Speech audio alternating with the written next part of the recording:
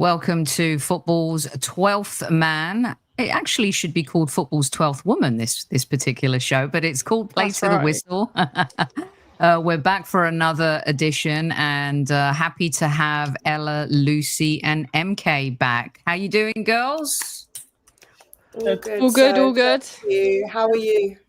Yeah, good. A bit sweaty and hot where I am. But other than that, I can't complain. Football's back. International break is over. And it appears that we have escaped with no injuries during this break. Can we all give everyone a round of applause for that, please? Thank you very much. Yeah. Thank you. By the way, 12th Man Universe, you are all probably aware you've seen Ella and Lucy on the show, but I'm not sure you've seen MK on the show before. MK is part of the Arsenal America group and an all-round epic human and gooner. Say hi to everyone, MK. Let them hear that accent. Hi. It's nice to meet everyone and hope to contribute. And thank you for tuning in.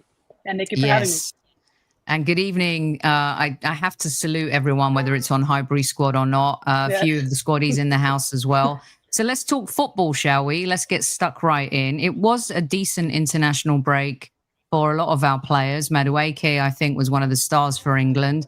Eza didn't have his best turnout, but I still think that, he did better than a lot of people think. And Capier was a superstar for his country over in South America. And Odegaard was just serving up assists like they were going out of fashion. Ella, are you into the international break? Did you watch any of our players' thoughts? I did. I watched the highlights for the non-England games, and then I watched the England games. I'll be honest, I'm not the biggest fan of international breaks, which I actually think might be the more general consensus. I'm not sure that's a controversial take, but it was nice at least to see some of our players smashing it and delivering for club and country, which I think is really great. And Odegaard in particular, for me, just really nice to see him get some confidence back. It looks like to be delivering some assists, which is what he does, what he should be doing week in, week out for us. But we know he's got it in his locker. And I think it might be a little bit of a confidence thing. So hopefully after he comes back to Arsenal after the break, we see exactly what he's been delivering for Norway. And to be quite honest, with a lot of the assists I saw against, I can't remember who were they playing? Moldova? I think Moldova, yeah. A lot of the assists I was seeing, I was thinking like, he needs to be doing that to Gyökeres. It was those types of balls that we want to be seeing for Gyökeres. So if anything, it was promising, which is really important. Well, hopefully Mikel Arteta will unleash him and not make him play too defensively. I mean, even when you see past games of Isak passing the ball to Gyokeres down the middle for Sweden, these players are not idiots and they're very talented. And Mikel needs to trust them and unleash the beasts. And we'll get to the manager bump at the end of the show, but hopefully that won't happen. Plus, Lucy, he's got a new look. Odegaard, trying to look hardcore. He looks a bit scary now. Like he's on business. Do you know what I mean? I mean, from what I've seen briefly, I don't follow. Oh, my AirPod just fell out. Don't mind me. I don't follow international football too closely because, quite honestly, I find England quite depressing to watch. But from what I've seen of the other international highlights, everyone's been doing okay. I'm guilty of injury tracking. Like I'll look to see who's played a full 90 minutes and who's come off and that kind of thing, just to make sure everyone's okay. But yeah, I've seen some good stuff. Obviously, Madueke had a belter the other night. Marino's done a hat trick, and I mean, absolutely brilliant so far. No injuries, so we're all good. Yeah, we're all good. I mean, Mikel Merino scoring a hat trick. I think he's had 4 goals in the last 5 Spanish games. And one of the braver things Mikel did was throw him up front. Maybe by default, we didn't really have a choice. But with Havertz injured and, if he doesn't play the right way for Gyökeres to succeed, there could be a scenario, people, where we see Mikel Merino back up front, MK. I know, Pochettino under fire for the US men's national team, no doubt. But what did you make of our players during the international break? I'm a bit like Lucy. I don't really follow the international break very closely. I do tend to watch the highlights, particularly of our Arsenal players in action. But obviously, Mikel Merino has shown flashes of brilliance even for us as well. And I think that he's very capable on the day of delivering, providing he gets that service. And I think that especially in maybe less pivotal games, ideally you would want to start Gyökeres, but I think that he could be really vital for us in cup matches and against sides that are lower down in the table as well. But if Gyökeres doesn't figure it out. But I will say really quickly that, Thierry Henry, when he debuted for Arsenal, it took him 9 matches to score his first goal. Gyökeres already has 2, one from open play, one on a penalty. So he's already achieved that. I get his form has not been exceptional. He hasn't exactly gotten service. But I think we need to be a little bit more patient to unlock his brilliance. Yeah. I don't know why the Jose Mourinho respect came into my head, but with a car, relax. I totally agree with you. And we're gonna get onto that subject now because, and by the way, maybe the international thing, when I was growing up, I couldn't wait to see, I really didn't have much to cheer about for Cyprus. I was begging for them to win their qualifying game, but then, Greece winning Euro 2004 for my people was just unbelievable. I never thought I'd see the day where Greece would win a trophy like that in my lifetime before England. So maybe it's more of a Gen X thing, or the new generation just really wait for the actual competitions to kick off and start rather than be bothered with all of these qualifying games that take our players away from the clubs that we love. Right, enough of that. Ella, football is back. And we've got Nottingham Forest, which seemed like a routine fixture just a few days ago, right? Who'd have thought it? Yeah. A troubled Nottingham Forest who got battered by West Ham, Nuno under the cosh, everything going wrong. Marinagi's just absolutely spitting on his kebab grill and wanting change. And what does he do? He brings in the fellow Greek, Ange Postecoglou. Who, by the way, never beat Arsenal. He got 1 draw in his time as a Tottenham manager. And here we are, Ella. Is it going to be the new manager bounce? But more importantly, and what Dan wanted to know as well was Madueke and Eza must start. Will they, won't they? What do you think? 100%. Madueke and Eze must start, and they both will, I think, on the left and right hand side, particularly with obviously the Saka injury. Madueke's got to start. It's a no-brainer for me. And unfortunately, I just think we haven't seen enough from either Martinelli or Trossard. And I think this is Eze's position to really make his own now that he's come in. This is what we've signed him for. I think he'll hit the ground running in that position. It's tricky because I do still believe that his best position is in the 10, but Odegaard, that's Odegaard's position, unfortunately, and I can't see that changing anytime soon. But about the Forest game, it's a funny one. I don't think that there's going to be some manager bounce, and maybe that's just because I'm an Arsenal fan and I don't really like Ange Postecoglou very much. But I just don't believe that Ange is the right manager for Premier League football. I just don't. So I'm not really sure. I just don't think it's going to be the right decision from Forest. I think it's quite harsh on Nuno, to be honest, but obviously there was some falling out there. You go out in public and you talk smack about the man who pays your wages, and with I see how that could not go down well. With Marinakis as well, it is not going to go down well. You just can't come out and say that and then double down on it as well in a following press conference. Lucy, this is a massive game for us. It's the first of 3 biggies, with a couple of others sandwiched in between, Nottingham Forest and Man City and Newcastle. These are the must-win games if you want to win the Premier League.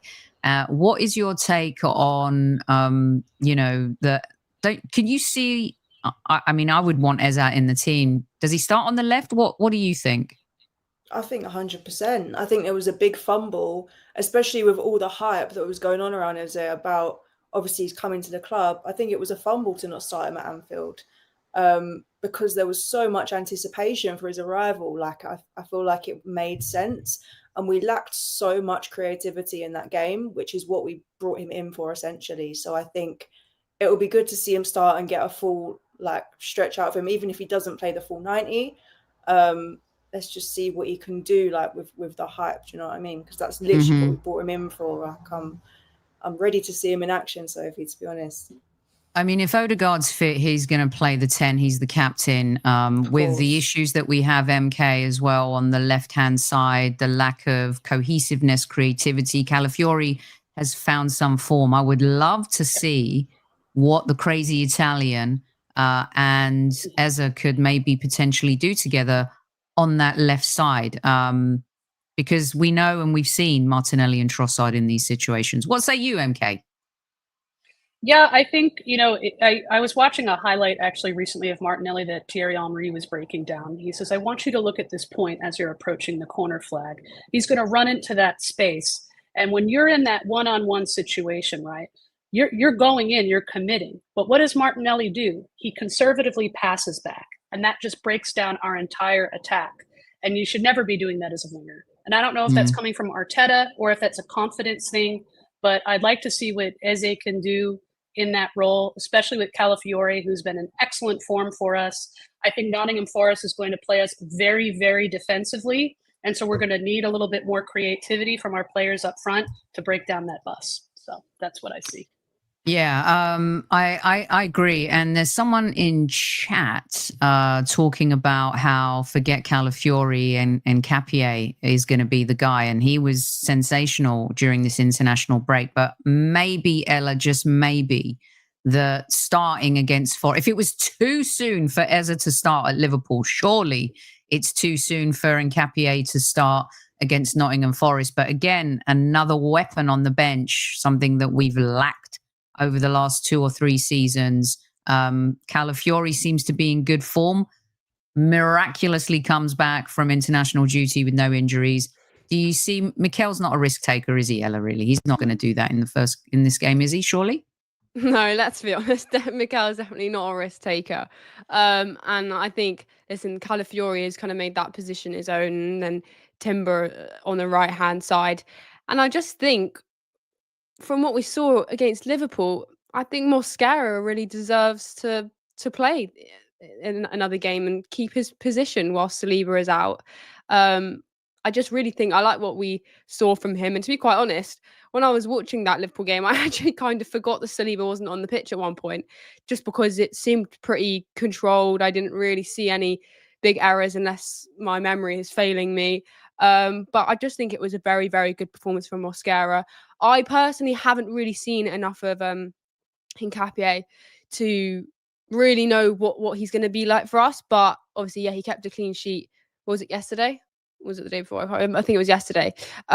And listen, obviously, the club sees something in him. Arteta obviously rates him very highly, so I have no doubt that he's going to be a huge asset for us. And I'm very excited to see him play. Yeah, definitely. He's, a treble winner. Xabi Alonso absolutely loved him. Another versatile player.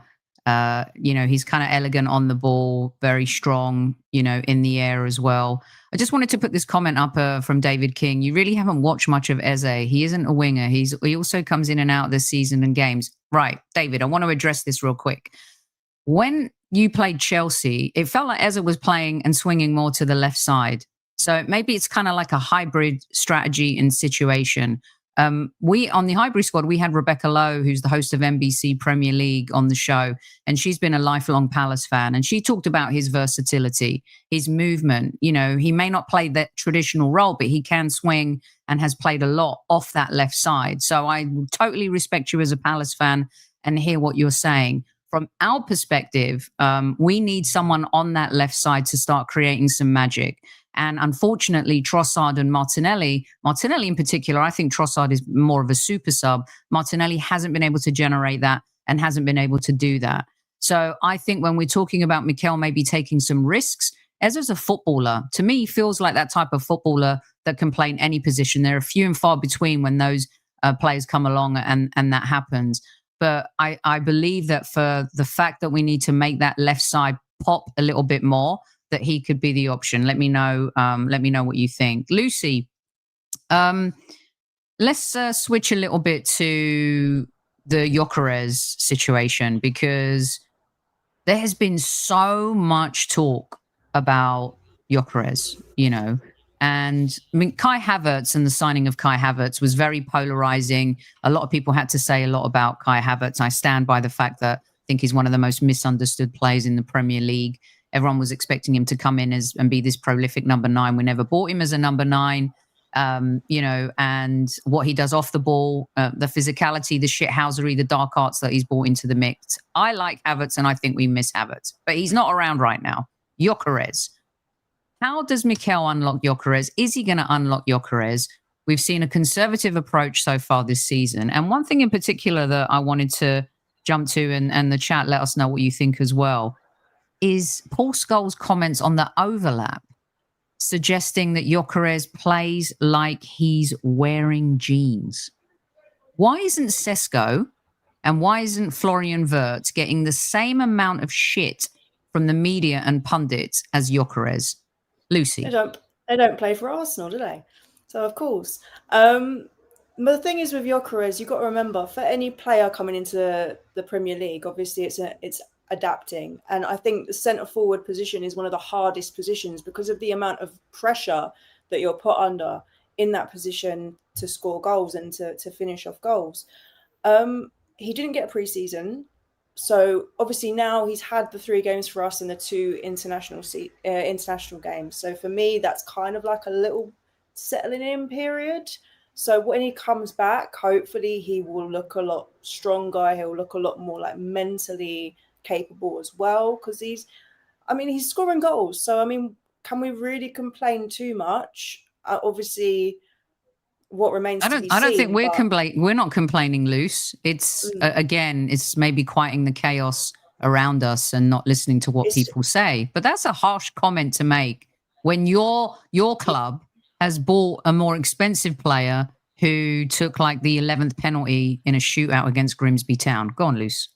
It's the Arsenal, the adaptive story that comes with being an Arsenal fan and an Arsenal. Like, as fans, we're known as a very reactive fan base, as well as all of the other clubs around us seemed very, very threatened by obviously the history of the club and the way that we conduct ourselves as fans. Like, we're very passionate. So I think that just comes with it. I think it just comes with putting on an Arsenal shirt and people want you to fail. Like, it's just that mentality. But I'm not worried about Gyökeres. I think from what we've seen, he's obviously played in some tough games. We already knew coming into the season that the first sort of 5 games that we have are some of the toughest fixtures that we're going to have in general. And he just needs some more settling in time, and he needs some more creativity. It doesn't help the form that Martinelli's been in, and now obviously Saka's injured. It doesn't help with like service into the box. So yeah, I do believe we haven't seen the best of him yet, but yeah, just give him a little bit of time. Like MK said, obviously Thierry Henry, Dennis Bergkamp, just a little bit of settling in time. Do you know what I mean? It's all And I think the good thing here, MK2, is that Arsenal fans are totally behind Gyökeres. And it is hard sometimes. I'm one of my, new season resolutions that I promised myself, girls, is I'm not going to let the outside chaos and noise bother me as much as it has and rise to the bait. But sometimes it's not rising to the bait. Sometimes it's just defending your players and defending your club. MK, the key here, though, is Mikel. He holds the key to everything. He holds the key to Gyökeres' success. I'm sorry. I know that some people will be like, well, he played in Portugal and he just scored in a bush league. We saw him do it in the Champions League. I don't care who you're playing against. You don't score 999 goals in 1,500 games, of course I'm exaggerating, and not be a good player. It's down to Mikel, is it not, MK? Yeah, I mean, this is a guy who's nominated for the Ballon d'Or. So it's like, you have to respect that technique and ability. He's a physical player. I think he's going to do well for us. But just really quickly on the whole Paul Scholes thing, and I'm going to add Neville into this too. There's a reason they like to talk about Arsenal. Which Neville? Gary or Gary, yeah. So they like to go off on us because we're massive, okay? Like, I'm sitting here in Los Angeles. I see shirts all the time. I don't see other Premier League club shirts the way that I see Arsenal. We are a massive, massive fan base, and we click. So we have to stop clicking when they say stupid things like this. So just wanted to say that really quickly. There's a reason they go to bait us, because they know we're massive. But anyways, I'm not worried about Gyökeres. I think he's going to do, like I said, well. But Mikel really does need to address his conservative holding style of play. You know, this very adamant focus on possession. I think I've said it before, we need to reconsider our tactics to really unlock that center forward piece. We haven't really played to a center forward, right? I mean, yeah, we had Havertz sort of filling that role, but we've had goals kind of from throughout our midfield, and I think we're still kind of playing to that. And we need to recognize that when you see Martinelli in the first 10 minutes of Liverpool running up the wing, and you see Gyökeres signaling like, hey, pass me the through ball, give me the through pass, and Martinelli just dribbles into bodies, that's a problem. And I don't know where that's coming from, but I do suspect it's a bit of Arteta discouraging passes, particularly through the middle, because you can see it in the heat map. It's a big bowl, and we need to get out of that tactic. Yeah. We're very flank heavy, and especially on that right side. And definitely kind of when you think about, and if you go back and you try to think about cut balls like right down through the middle, playing players through, I'm not sure there's many of late. Ella, do you believe that? I don't think this team, because Dan was asking me, do you think Arsenal have a mentality issue, or is it Mikel? I don't even think Mikel has a mentality issue. I think Mikel has a tactical issue. I think where our mentality falls is towards the end of the season. Arsenal are going to be judged when the spotlight is on them, and if they're in a race or if they're in the Champions League semi-final again, when the spotlight is on us, I believe that's when we have a mentality issue. But right now, I think that we have or could have a tactical issue if Mikel carries on playing like this. Yeah, I think that is definitely a possibility. I think Mikel's got a killer mentality. I think he wants to win the most out of anyone at Arsenal.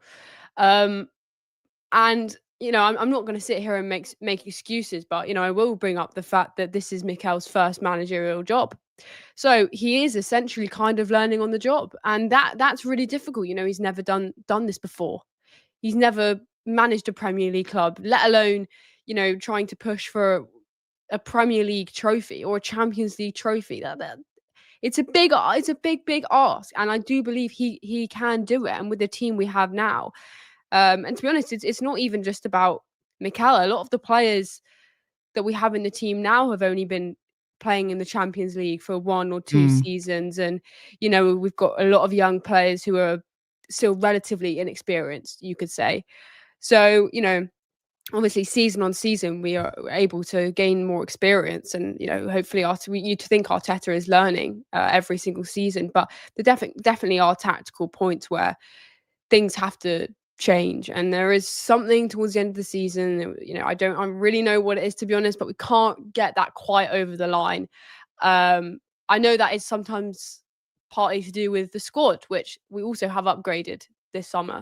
So it's almost like, listen, there are kind of no excuses this season. Yeah. So we have to win. I'm going to disagree a little bit with Ella here, Lucy. And see, if I'm in a job, right, and I've been in a job for almost 6 years, I think I was saying this on our show yesterday, and I haven't garnered results, and I'm not meeting my goals, I'm not delivering ROI, I'm not really going to last in that job. I mean, in the traditional sense, you get a written warning, a verbal warning, then you get a written warning, and then you get your pink slip, your P45. I don't think this is training wheels season for Mikel, and I didn't think it was last season either. You can't get the praise when you do well and the lauding, and then when things don't go so well, you don't get the results. Oh, but he's still learning. Lucy? No, I agree. I think if it doesn't go well, this is P45 season, 100%. I think it is not only a tactical issue, I think it's a micromanagement issue, because you see players that have been in the squad since the beginning of let's call it the Arteta era. So like Martinelli and Odegaard, who is now struggling, that obviously came in a few seasons after. And it looks like they're creatively like malnourished, or like they're being told that they can't have the freedom to kind of do what they want to do. Because you look at players like Max Dowman and Eze and Madueke now, who's put in, and again, a wonderful performance the other night for England. Like, and you see like the difference. It's like these players should be the ones leading the new players coming in, and it looks like they're too scared to kind of maybe like have that freedom to do so. Like, it looks like it's very much a possession-based tactic, which is fine, because on the terms of like, oh, if you don't lose the ball, then they can't score. But that's not well and good if you can't go forward and score and create chances and that kind of thing. So I think it is a tactical problem. I think Arteta sometimes can be a little bit more stubborn than he should be, and he needs to give the players like the opportunity. Like, they're big boys, they know what they're doing. They've done this a while, do you know what I mean? And they put in the work, so give them that freedom to go and create opportunities. But he's got to figure it out this year, otherwise it's a long day. It's the end of the era if he doesn't. Well, we've gone from process to progress, and now it's about delivering success. And MK, I was talking to Paul Buckle, a former Luton Town manager, on the show a couple of days ago, and he said, what I love this line. He goes, the most dangerous pass in football is a forward pass to a forward player. And he was telling me about a drill that Arsene Wenger did, when he was manager of Arsenal. And the drill was only forward passing. No back passing allowed, no sideways passing allowed, purely forward passing continually all the time. And he adopted it, and so did a lot of other coaches adopt this particular type of, training session and stuff. And I believe that when you, like Lucy said, and Ella was talking about too, when you do see our players playing at international level, making those forward passes. I mean, Mikel Merino scoring a hat-trick. Gyökeres is getting himself into the right positions, but not receiving the ball, as quickly as he should. So to twist the conversation a little bit, but still Mikel Gyökeres oriented, I think our midfield needs to be more dominant. As good as they are, as good as Zubimendi is, as good as Declan Rice is, and that relationship is still brewing and growing, I think that they need to be more dominant. What do you think? Because, the back line and the defense is so strong, but the midfield needs to be the one that kind of enhances and brings it all together. Yeah, absolutely. And I think if you look at Odegaard in particular, like the highlights from the international break and the sort of creativity he was unlocking. And if you look at Odegaard when he first broke onto the scene for Arsenal on loan, and then we signed him, of course, he was a fantastic flair player, like beautiful football. Like, how many nutmeg compilations have you watched over the years of this man? It's awesome. But now he's kind of gotten that a little gun shy. And you see that, of course, in Martinelli as well. And they're very conservative in their forward passing because Arteta, again, is possession oriented. He wants to control. But then if you look at that, again, that heat map, we're not trying to get through. We're not being creative enough. To me, I think that Arteta is a transitional manager. I've said that before. I think he's done an excellent job rebuilding and developing this squad, but I don't know, and I don't personally believe he's the one to get it over the line for us. I hope I'm wrong, because obviously I want to see us win trophies, but I just don't know that I trust him to tactically adapt. And, it remains to be seen if he will, and allow the midfielders that creative energy and to be the creative engine to allow Odegaard to really thrive in that number 10 position. Yeah. Ella, what do you think? Because when everyone's fit, I'd like to know this from all of you. When everyone's fit, what's your best, and everyone in chat, get stuck in on this one. What is the Arsenal's best midfield combination when everyone is fit? And I think it's evident that Mikel Merino is a better forward player than he is a midfielder. But Ella, what would you do if everyone's fit? What does your Arsenal midfield look like?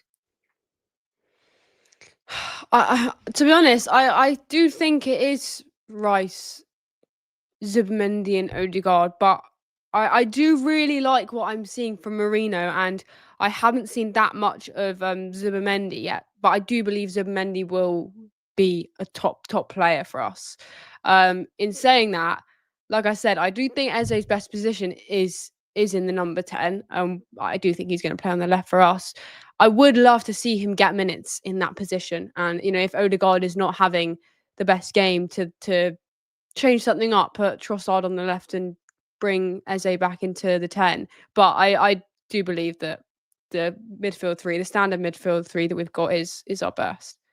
And maybe we can't say that Eze and Zubi and Rice Lucy are the best combo because we really haven't seen it. What we're going on is what we've seen Eze do at Crystal Palace and stuff. But what does your Arsenal midfield look like if everyone is fit? You're on mute, Luce.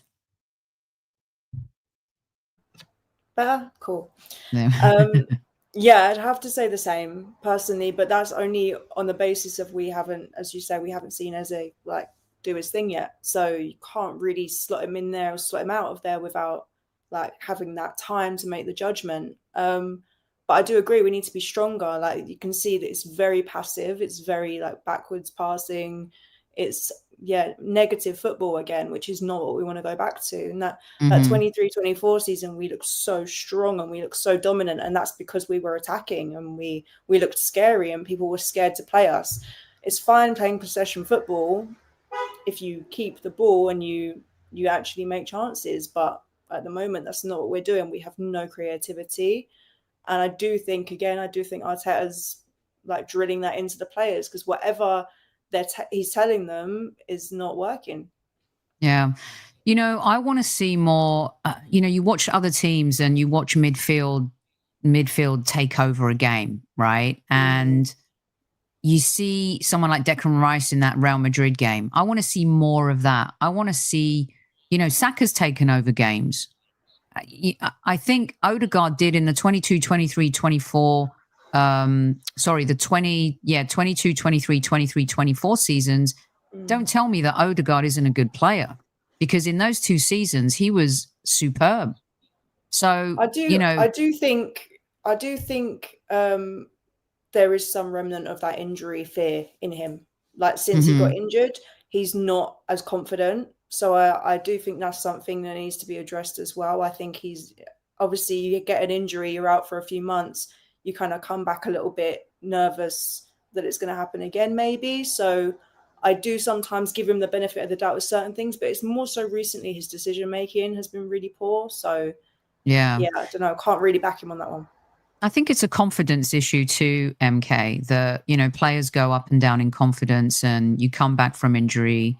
I think he's played a lot through injury at Arsenal as well. I think Mikel, some people may not like this, but I think he's a bit of an old school mind. A lot of people compare him to Arsene Wenger, but I think he's more like George Graham. He has that old school set of, oh, you're 80% fit? Fine, go for it. You can play.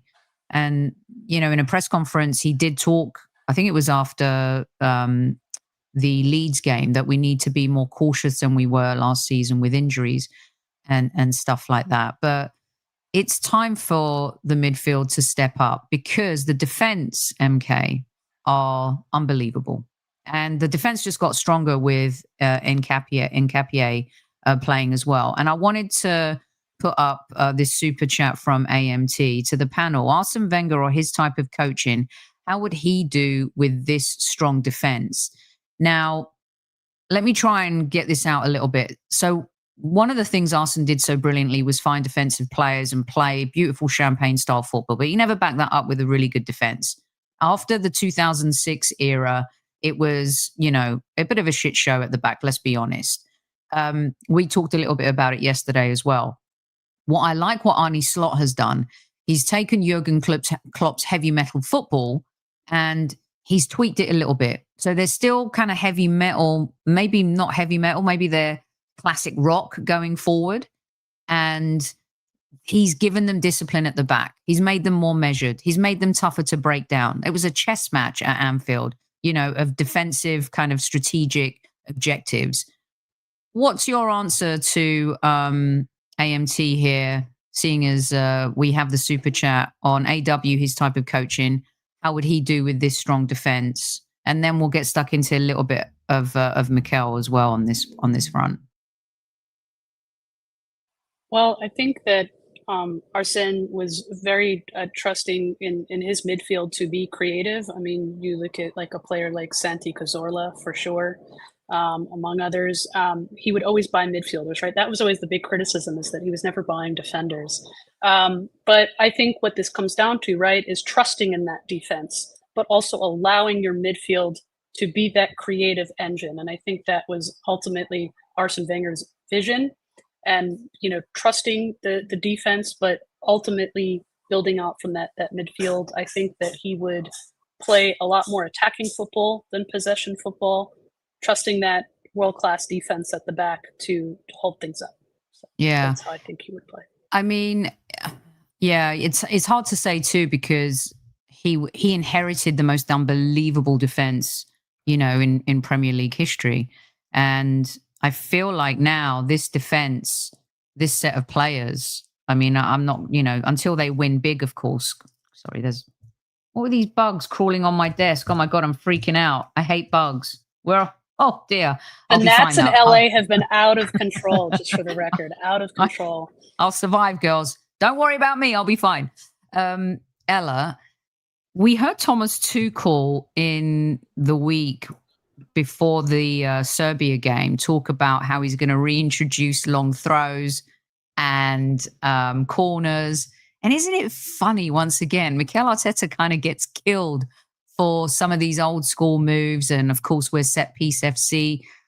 But as good as our defense is, are you worried that we're that might be a stupid question, that we're too reliant on them? Like, if we don't get a set piece goal, if Big Gabby isn't heading in from a corner, if long throws aren't working, we saw us struggle, when we needed a goal against Liverpool. Game plan is done.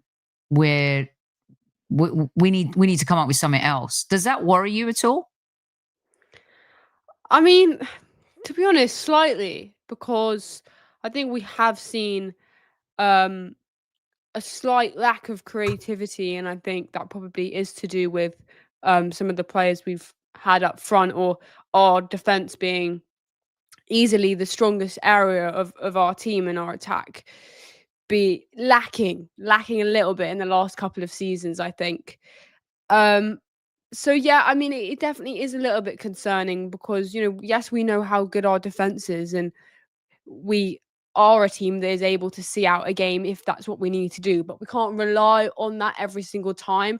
And I think a lot of Arsenal fans do now want to see the mindset of, instead of seeing out a game and accepting a 0-0 draw or a 1-1 draw, whatever it is, actually just going for it and really trying to get a positive result and get a win. Because I accept that our defense is the best in the league, I think, but it will, statistically they are too as well, Ella. Statistically they are.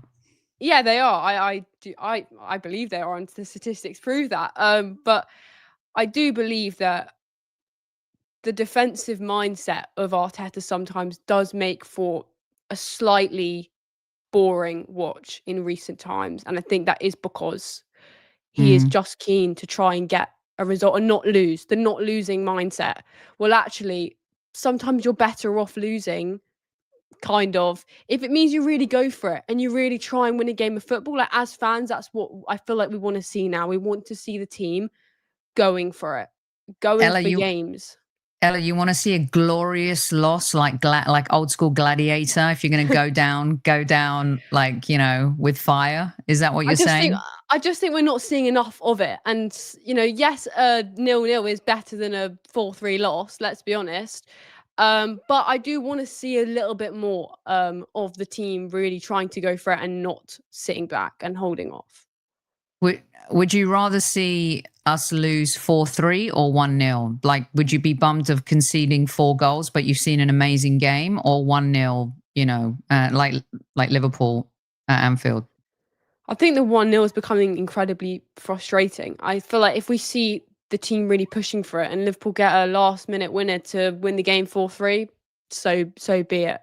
At least we've really gone for it, and look, by the looks of it, then had a pretty good go and had a good game. Yeah. 1-0 is getting a bit frustrating. Lucy, would you take your dad will know, boring Arsenal?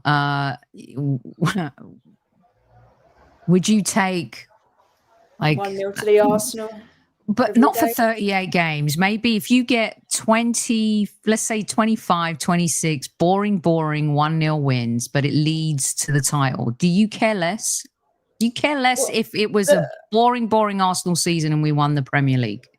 The argument there is that obviously Liverpool won it last season, and a lot of their games were them struggling to a last minute goal or struggling to a one goal difference. And is that what champions do? They bear down and grit it out and just play a boring game and get the result? That can work. Of course that can work. Is it fun to watch? Absolutely not.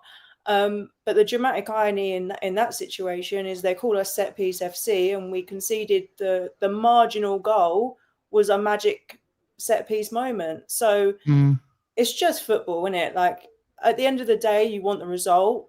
That's what matters. You don't want every game to be that hard to watch. And Anfield was a hard watch, in my opinion. We didn't play particularly. I'm not saying we played badly. We were too defensive. We were set up wrong, in my opinion. I think Mikel really missed the mark on that game, and I hope he goes and learns from it. And we kind of set up a little bit differently, set up to go and win the game.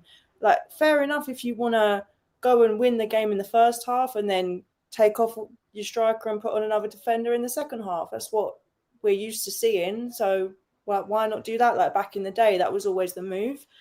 Go back to that mentality, not just set up and try, don't lose the ball, sit back. If you get a draw, you get a draw, you get a point at Anfield, it's all right. We're the Arsenal, like, we shouldn't be having that mentality, you know? Yeah, it's, I think, Mikel kind of definitely had, in those 2 seasons that we've been talking about, this fearless approach, and it feels like we've gone from fearless to fearful just a little bit. And he thinks he's possession obsession based. I think that part of football is boring. I thought the Premier League last season was so boring to watch, and that's not taking away from Liverpool, by the way. It just feels like every team is compelled to play out the back, to pass it sideways, to keep possession. And you see teams, MK, who do it that are really, really poor. But one of the things I think that I've seen this season that is really improving him. Again, maybe it's because he has competition too, but there are a couple of unsung heroes in our team. And I just wanted to touch on Jurrien Timber for just a second, because I feel like going forward this season in the games that I've seen, he's much more robust. He's definitely someone who's taking a few risks. I think he's at one of our best signings in the last 10 years. A fit Jurrien Timber gives Arsenal a much greater chance of winning the Premier League. I asked you the question about the midfield, and you'll all get this one. When everyone is fit, now we'll keep Nketiah out of this. If you haven't seen him play too much or not, it's up to you. But when everyone is fit, what does your back line look like, MK? That's tough. I mean, you would have to have Gabriel, for sure, Saliba, but I think Timber does need to be in the discussion just because of the form. I think it's really going to come down to being form dependent, and I think we're in a sort of luxury right now where you can do that, right? So we have a lot of options for the first time. I mean, how long ago was it when we had Saliba injured, where we had why can't I think of his name now? Zinchenko. I mean, you could go back to Tierney, Zinchenko. Yeah. Calafiori's been injured. Not up for it. Benjamin White's been injured. Well, yeah. So, I mean, that's tough. I think right now, Timber for me gets the Rob Holding. There it is, chatter. Thank you. I appreciate it. Yeah, absolutely dreadful. Oh, you were talking about the centre back. At Tottenham when we lost 3-0 and Rob Holding. Yeah. Okay. Yeah. Right. He would just watch goals go in. Just absolutely dreadful. Sorry. So I think probably Saliba, Gabriel, Timber, or Calafiori. It's hard to say, I haven't really given it thought. So pardon me on that. But I threw it's going to that come one down to form. Yeah. I threw that one at you because I was curious, because we had talked about it with the midfield, and Ella, one of the things that has been scary, and MK's 100% right. You know, when Saliba went down that season and we were close and Rob Holding comes in, it's a disaster. And it was even worse because it was a disaster against Tottenham. But now when you look at the bench, and this is why you have to give Andrea Berta some credit, is that we've got, you know, a backup. It's the same as Saka's gone down. Okay, but at least we have Madueke. You know, if Odegaard goes down, we've got Eza. And also a player that a lot of people think can start. Benjamin White's injured. Okay, Timber can shift to the right. Calafiori can play on the left. Calafiori goes down. You've got Miles Lewis-Skelly. Now you've got Nketiah. It is a really good situation to be in. You know, Saliba's gone down, and we've got Mosquera, who showed him a really good side of himself at Anfield. Yeah, the squad depth is so important, and I'm so glad that we're finally able to see it. I think we now have the best depth in the Premier League, in terms of even the bench, and the players that we're able to bring on now is incredible. Like, players that actually I do think can potentially make a difference in the game. But yeah, defensively, it's really important. I mean, we saw last season when Odegaard got injured, we didn't really have anyone that was able to come in and do that. Well, we job. did, Ella. We did, but he didn't play him, which is interesting. And I believe there must have been a reason as to why not. It is strange, because I feel like we all were calling for Wanyeri to be given that chance in Odegaard's position. So it's weird that it didn't happen. And the same when Saka got injured, we didn't really see a replacement. So I'm just thankful, because you can't really win the Premier League or the Champions League without a squad. It has to be a squad, not just a starting 11. So I'm really happy with the business that's been done. Yeah, and this is what we've been crying out for as Arsenal fans, Lucy, is we've been jealous looking at City, we've been jealous looking at Liverpool, and finally here we have a little bit of depth in the squad. And Saliba is out and Mosquera coming in. We've seen Kivior have a horrible moment against Bayern Munich in the quarterfinal of the Champions League. He was ostracized a little bit by Mikel, but came back and was strong. 6 or 7 games, I think you can cope, but you can't. There's certain players that we had on our bench that you can't cope with losing a player and having him replaced with another player if it's more than 10 games, more than 12 games. But Mosquera looks quality. Are you concerned at all about Saliba being out? And it looks like it could be a month or more.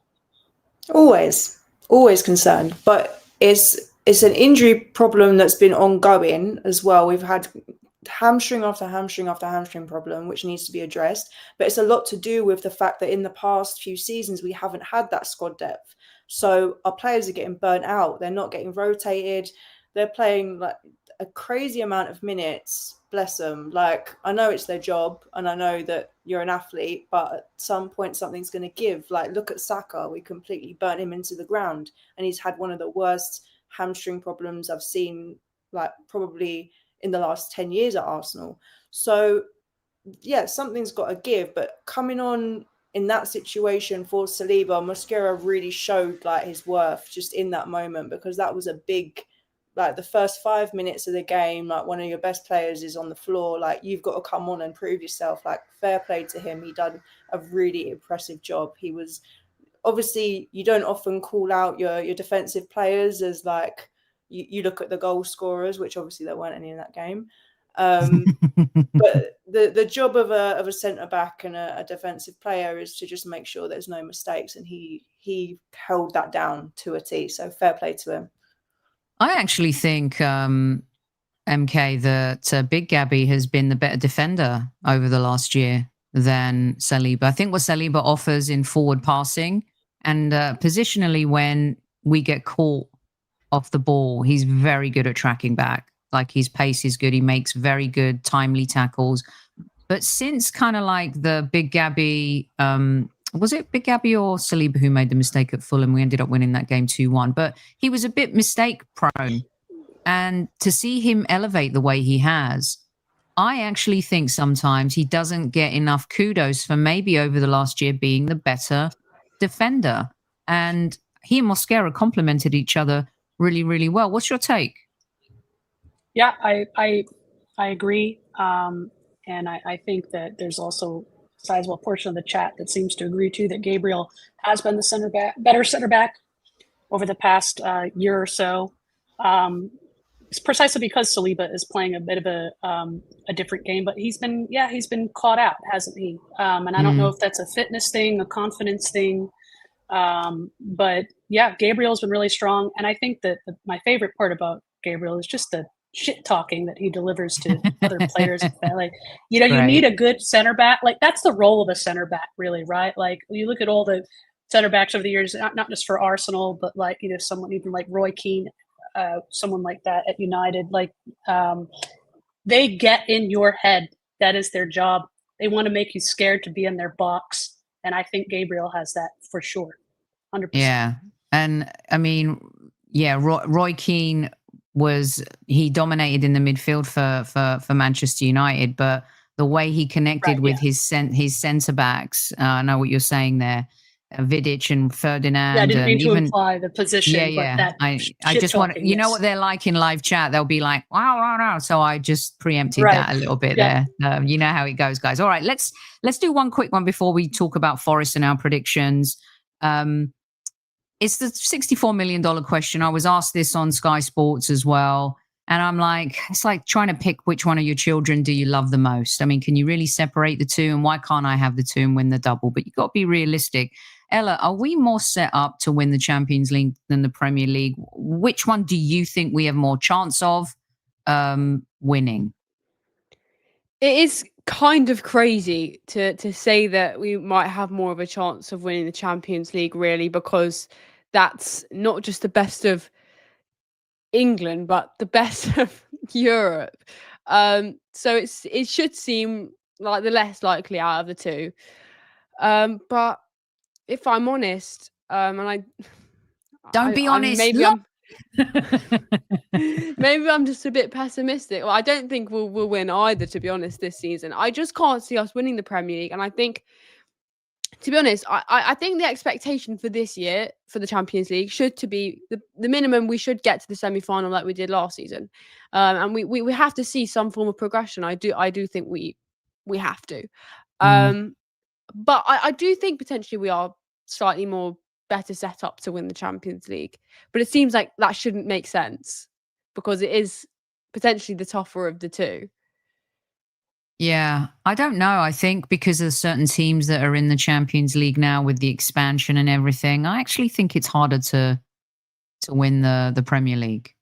38 games, there's just something tougher about the way some teams play. Sometimes Champions League matches can be a little bit slower as well, depending, getting into the final stages of the tournament. Sometimes those things change. But I would agree with you on that one if this was maybe 4 or 5 seasons ago. But I mean, I know real quick from you, are we going to win a domestic cup at least, or are you pessimistic about that too? Yeah, sure. Let's chuck an FA Cup in. I love it. Lucy, Premier League, Champions League, neither?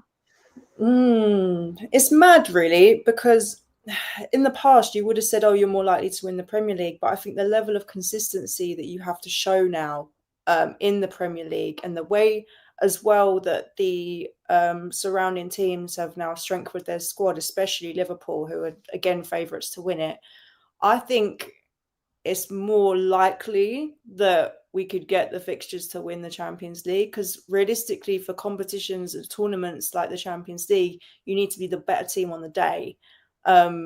Whereas in the Premier League, it's a consistent 38 games in and out. Do you know what I mean? Like it's pretty hardcore now. I really want to say that we could do it, but I'm not that guy to come up and be like, yeah, we're going to win the double. And yeah, like we've done this, we've done that. Realistically, this is the year. If we don't win it this year, then I don't know, man. It gets tougher and tougher as the seasons go, because teams do improve. And however, I mean, we don't know if this is Manchester City cycle's over. One thing I will say, MK, is, and again, I'm sure the chat will come at me for this one, but I actually think that our bench is, and Ella mentioned it earlier, and I agree with Ella, that our bench is strong, but I think our bench is stronger than Liverpool's. And when you think about, they didn't get Mark Gahey, that would have been the nail in the Premier League coffin.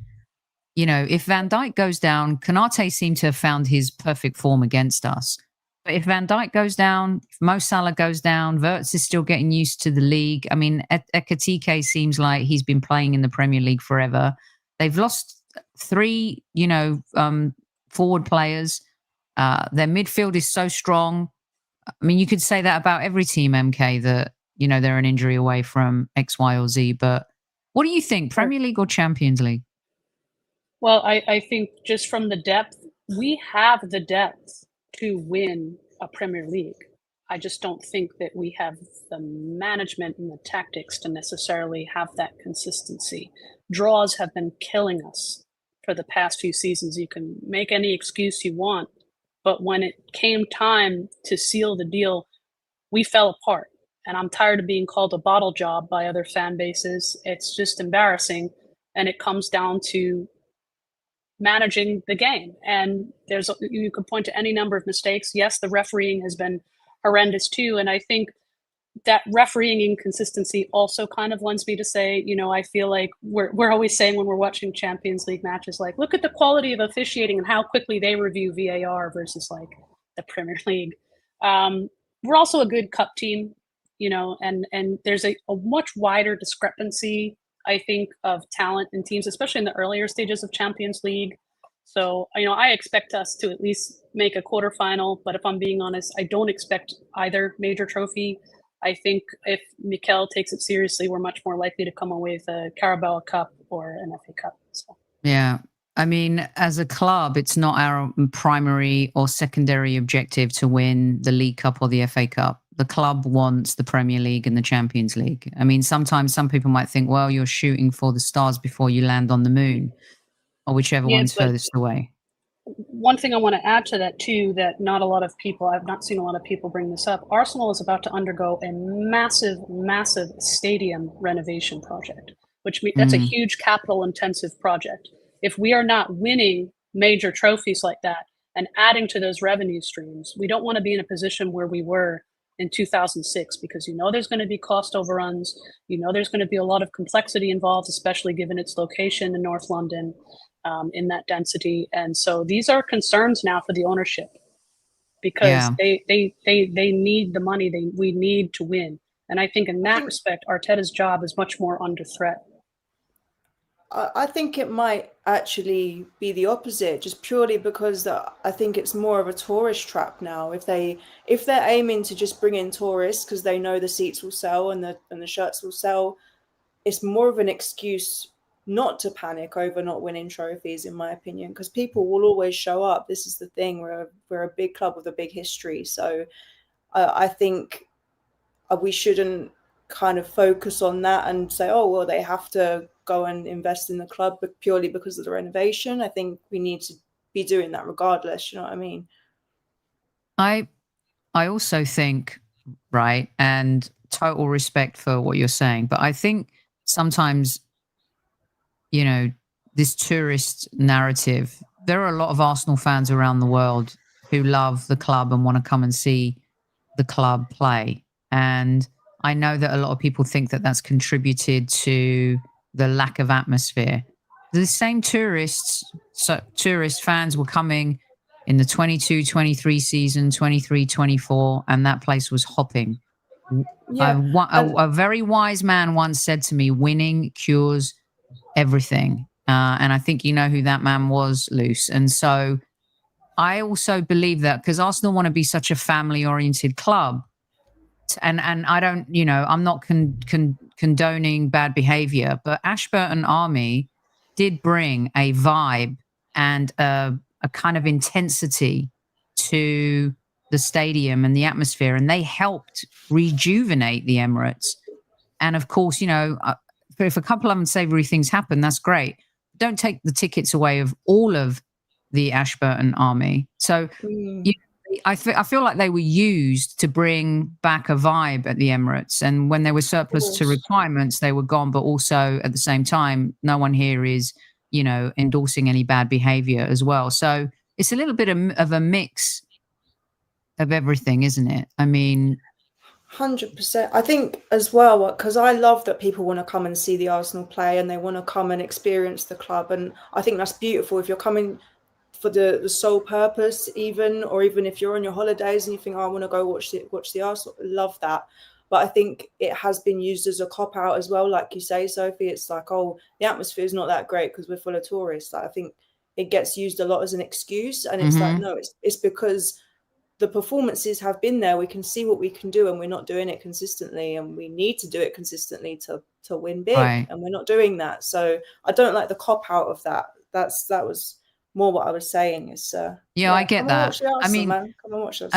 I mean, I defended the fans, after PSG went up 1-0 after 5 minutes, but it did get quiet, and a lot of the time, and I've seen fans, I follow Olympiacos as well, and they'll sing until, the cows come home.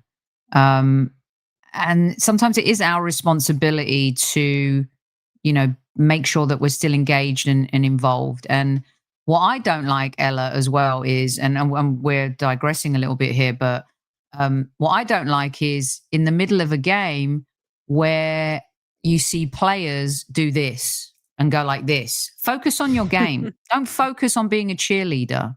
I mean, you're just lacking pom-poms, and that's it. That's the part that I don't like, Ella. I don't know what you think about it.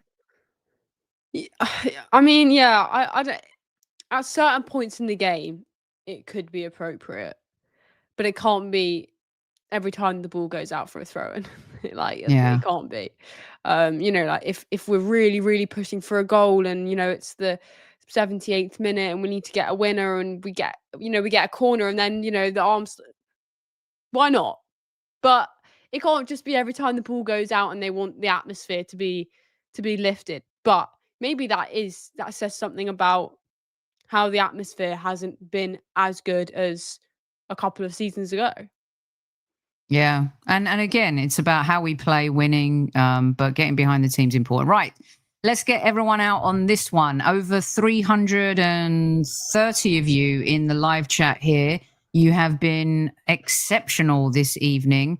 Doesn't look like the moderators have had to go bouncer style on anyone, which is always good. Hit that like button. Please do so. It helps the channel, helps Dan. Make sure you check out Football 12th Man, their other shows as well. Let's talk a little bit, MK. Nottingham Forest. What does your crystal football say, MK?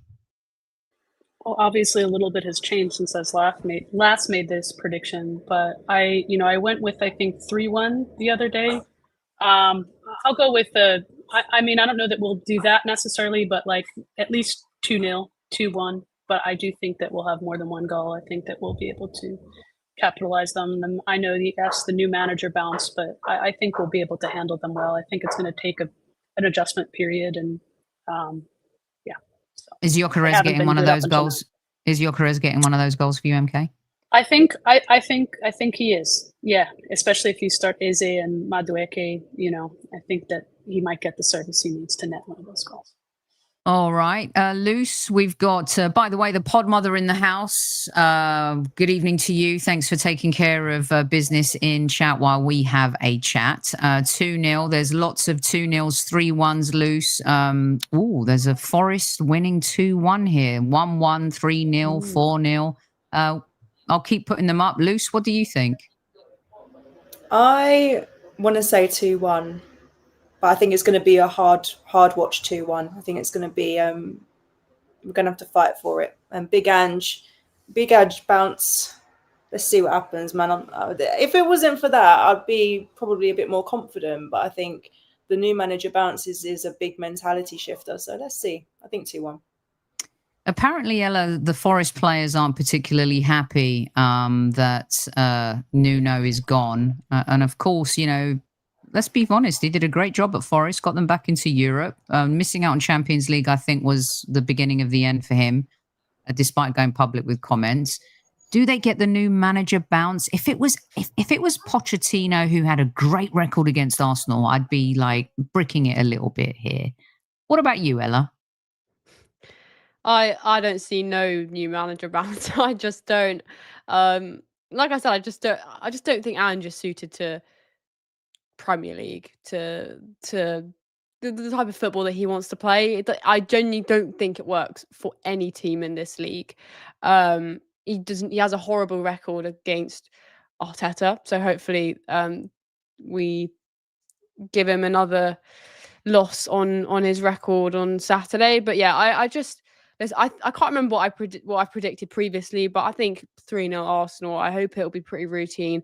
I do think Forest have a really good team, by the way. That should be said. I think they've got a lot of good players, so there definitely is the potential for them to make it difficult. But it will be really, really interesting to see the reaction from Ange signing. From the players, I mean. So, but yeah, I don't anticipate a huge managerial reaction. Yeah, I mean, I think he's been brought in to deliver the Europa League. Maybe the owner knows. Do they have a real chance of winning the Premier League? No. Can they finish top 4 based on last season? I think he sees how difficult it is. They want the pedigree of winning another European trophy. They've won more European trophies than we have. There's no doubt about that. So you might be onto something there with, Ange and his role is, coming in to win the Europa League. Let's see what happens. I think you were seeing Villa struggle. We saw Newcastle struggle in their Champions League season. It's just not easy. It's not easy managing both. Really experienced teams and managers can do that best. I fancy us to win. I think there's no new manager bounce.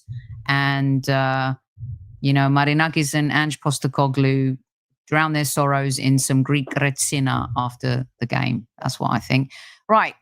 Brilliant stuff from you. Wonderful women. Let everyone know where they can find you. MK? MK Liebman, as in the title there on X. So, yep. Lovely. Brilliant stuff. Thank you for having me. Thank you for joining. Really appreciate you. Ella, where are you at? My Instagram is Ella_Smetana. I'm not really active on X, which I know a lot of people are, but Instagram is the main platform for me at the moment. All right. And Luce? Anyone who needs a tattoo, Luce is your girl. Go on, Luce. I was going to shamelessly self-promote. So I am looking to do more Arsenal tattoos. I've done a few. Obviously, done about 1 million cannons, which is beautiful. I just finished off a player portrait leg sleeve, and I would love to do more. So I'm happy to throw on like a cheeky little reduced rate if anyone be up for it. My Instagram's Ink by Lucy, and yeah. On X, I'm LuceTBH, but I'm like not really too active on there apart from when I'm moaning about the football. So, yeah. I love it. Definitely go check Lucy's work out. You will not regret it. She's an excellent tattoo artist. And I agree with Newman. These young women have blown their male counterparts to pieces. Well done. Newman is a good cheerleader. That's all we got time for this evening. Thanks to everyone who's tuned in. Appreciation to Dan the Man. As well for giving the women a voice and a platform on his show. Make sure you check out Highbury Squad as well. Some great content over there. And we will see you in a couple weeks for a couple weeks, maybe 3 weeks for the next one. So play to the whistle, and hopefully Arsenal will play to the whistle this weekend against Nottingham Forest, and we grab 3 points. Until then, everyone, don't forget to tell your loved ones you love them. We'll say it here too.